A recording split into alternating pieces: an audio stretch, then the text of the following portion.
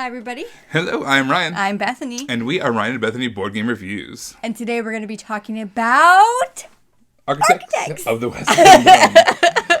Alright, so this kind of is a worker placement game where you are placing workers on the board, and the more workers you place in an area, the more resources you get of that type of thing that you're going for. Also, there's going to be, you can put guys in jail, you're going to be getting a lot of your points from building buildings and contributing to the cathedral. This is kind of a lot going on. I'm going to give you a really quick overview of what that looks like, and then we'll go back to the review. So here is the setup for Architects of the West Kingdom. So on the far left here, you have this virtue track. So as you go up and up, you go more and more virtuous. You're going to get some more victory points as well. However, once you get to that 10 spot or higher, you can no longer use these black market spots. And similarly, as you go down and down and down, you lose victory points. However, once you get to this spot here, this 4 or lower, you are no longer able to contribute to building the cathedral. You're just too corrupt, you don't care about that. However, it's not all bad. The further down you go, these kind of red coins here, those are the symbol of tax dollars. So basically, once you get to that point, you can skimp on some of your taxes. For instance, when you go to this workshop spot here, you have to pay $2 to the bank plus $2 to the tax stand. However, if you're down here, you might not have to pay some of those. Now, throughout kind of the middle of the board here, these are all the resource spots that you're going to be gathering resources from. They say things like, grab 1 wood by placing a guy there. However, when you place your second guy there, it says 1, wood per person. So for the second time I go there, I'm actually going to get 2 wood. So many of the spots on the board are like that. They kind of give you increasing abilities based off how many guys you have on that setting. So the main way you're going to be getting your points is through either building the cathedral. We have to spend that resource and a green card of your choice from your hand to go up a stack, up a level. And then on a future turn, you can go up again, spending those resources and a green card. It kind of gets more and more exclusive as the game goes on, though. So eventually, there's only going to be one person who's able to get to that final top level, for instance. How you build the cathedral, as well as how you build building cards, is by placing a guy here. Unlike other spots on the board, you can't really get those people back. Once they're in the guild hall area, they are there for the rest of the game. Now, you will start the game with some of these green cards, but you can also go to the workshop to get more green cards. Now, these are going to say things like, these are the resources along the left here that you need to build this thing, this moneylender. There's also some requirements at the very top left of these different apprentices that you have to have. This one, for instance, you have to have that symbol there. So you'd have to draft someone that has that symbol in order to complete this building. There's also going to be some, lightning bolt benefits on some of these, or in this case, it's actually a bad thing. You could lose some virtue. And if there's a flag symbol, that's going to be end game scoring. For instance, you have a victory point for every one of your debt tokens that you have flipped over. Those are over here, and those are gained by various things, mostly through having the most people in jail. So speaking of jail, one of the things you can do on your turn is you can go to the town center, and you can actually capture groups of people. Let's say I'm the red player. I can capture these guys. I can put them on my player board. On a future turn, I can sell them to the jail for some money. And then they'd have to go to the guardhouse, place that action in order to free them. There are several actions that you can do in the guardhouse in addition to freeing people from jail. You can also free people directly from the other people by paying money, or by getting more debt tokens and losing some virtue. Or you can just pay a whole bunch of money to flip over one of your debt tokens. However, if it gets to the black market reset phase, for every 3 people that you have in the prison there, you're going to lose a virtue, and whoever has the most amount of prisoners overall is going to get more debt. The black market reset phase happens when all 3 of these black market areas are taken. At that point, everyone who's in the black market goes to that prison, and that triggers it. This card flips over as well. These are some of the actions you can take, and you get better and better options as far as those go. It can also be triggered by filling up this guild hall area. So you're going to kind of fill these things up from left to right, top to bottom. Once you get to one of those symbols, that also triggers one of those black market reset phases. So that's how the game is going to progress. You're going to place a guy on your turn. You're going to take the resources or the action that is given to you. The next person's going to do the same thing. And eventually, someone's going to go to the town center. You're going to capture some of your people. You're going to have to go and free them, either from the jail or by paying them from their personal board. And that is going to be the main way that you get your workers back into your supply. You'll be requiring some of these apprentices, which again, give you those building requirements, as well as some other benefits. Like, for instance, whenever you take the silversmith ability, this guy will give you an extra $1. Or she says you don't have to pay $1 whenever you go to the black market. So there's other abilities they give you. You're going to be building parts of the cathedral, and you're going to be building those green building cards. And eventually, once this whole thing is filled up, based off the number of players, the game is going to end. And at that point, whoever has the most points wins. Each player also has a really nice player guide, which kind of tells you all the end game scoring down below here. On the back side of the player boards, there's also this variable setup option. These give you, you start with some people in prison, different kinds of money and virtue. You might start with some extra resources like a card and a special ability like, for instance, Therese can use gold as glass and vice versa. I highly recommend using the variable player startup powers. Those are a lot of fun. There's also a solo version of the game that has its own player board and a whole deck of cards that goes along with it. I unfortunately have not played it yet, so I cannot speak to that yet, but from what I've heard, it's also a lot of fun.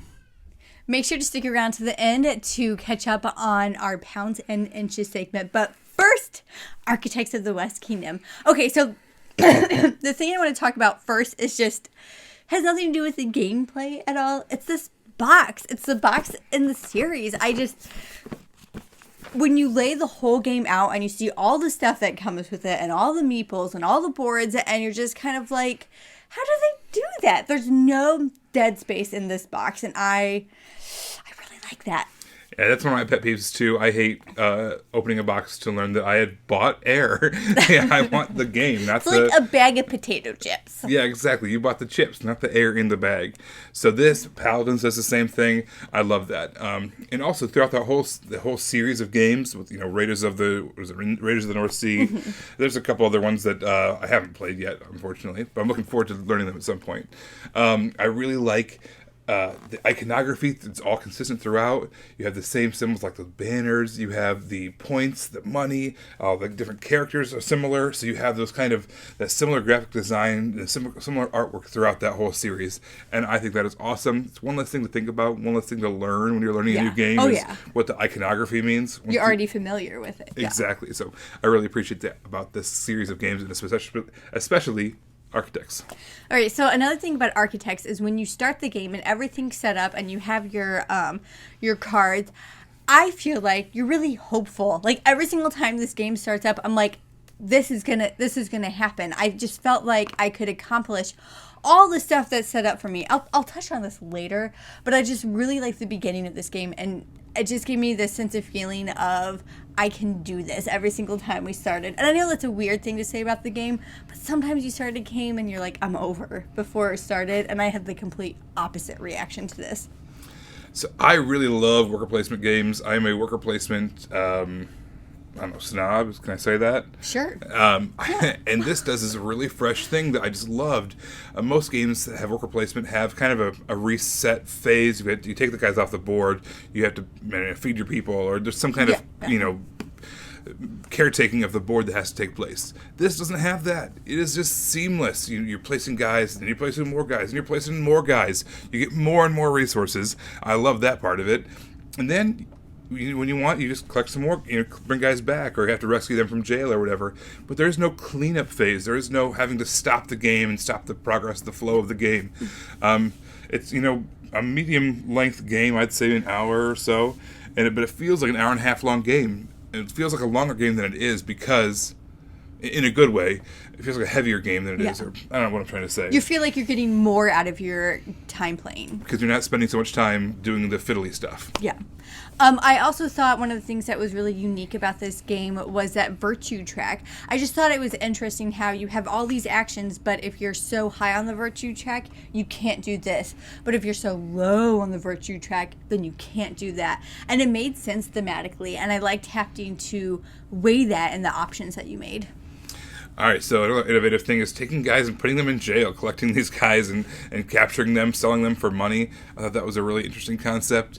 It can be a little disruptive, so but it's something that you can plan for and account for, and you kind of recover from it relatively easily, I think. False. So I believe that I said in the beginning that I thought this game was very hopeful when you started it. And all the times that I've played, and I do mean all the times that I've played, I have had to pivot. Thanks for all my friends, people out there.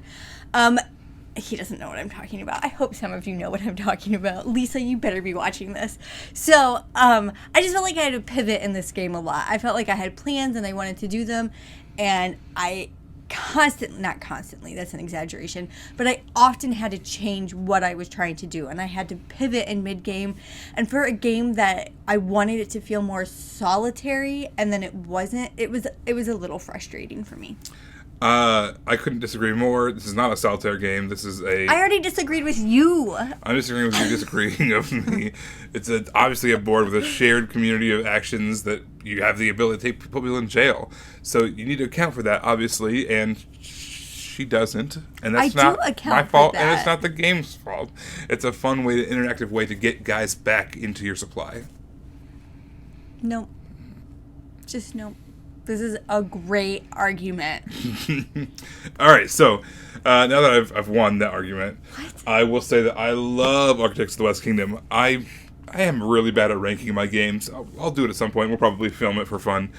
But I would say I'd put it in my top 10 or top 15 games of all time. I love Architects of the West Kingdom. This is a really fun game. I actually really like this game too. I I did enjoy it. I did feel like it was frustrating sometimes having my plans meddled with every single time I played this game. But I really did enjoy it. Stop doing criminal acts to which you get put in jail for. I mean, that's just... People gotta go to jail. That's the way it is. I'm going to have to pivot this review.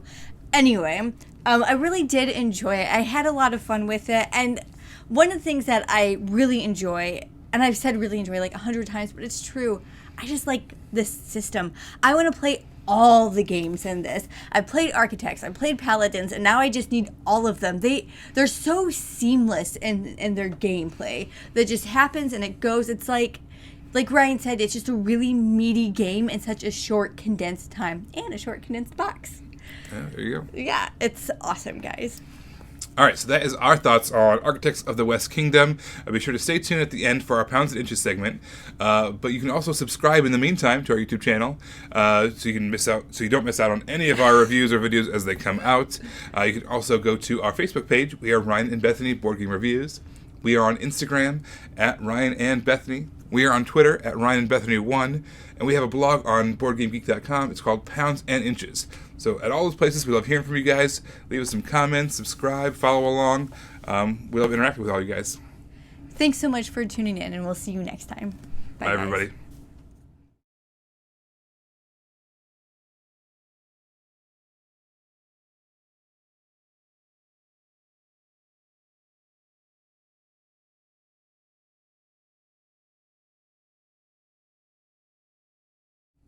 Hi guys, thank you so much for staying to the end to find out what Ryan and I are doing to achieve better health in our life. And right now, I just want to talk to you very shortly about sleep and the things that I am trying to do to achieve better sleep. Side note, if you have any books to recommend for me about sleep, I would love that. I love reading up on different things I'm trying to do better in. So the 2.5 things that I am trying to do is an hour before I go to bed, I do not eat and I do not look at any screens. And by I say I do not, I mean I tried. This doesn't always happen. There's just some things that I've read that say doing those two things can really help you, help shut down your brain, and you help shut down your digestive system before you lay your head down. Now, if you happen to lay your head down, and like me sometimes, you just toss and turn and toss and turn and toss and turn, they say, and I need to research this more, that it's good to actually get out of bed and do something relaxing like reading or stretching, because staying in bed and not falling asleep actually stresses you out, which makes it so you can't fall asleep. Does playing a board game count as a de-stressor? No. Oh. All the bright lights and everything. Bright lights? And you would just play it on your phone. And I said you're trying to not be on your phone. Could I read a rule book? Does that count as reading? As a relaxing activity? Yeah, sure, that's fine. There you go. All right, well, thanks for staying till the very end. I'll see you next time. Bye, everybody. Bye.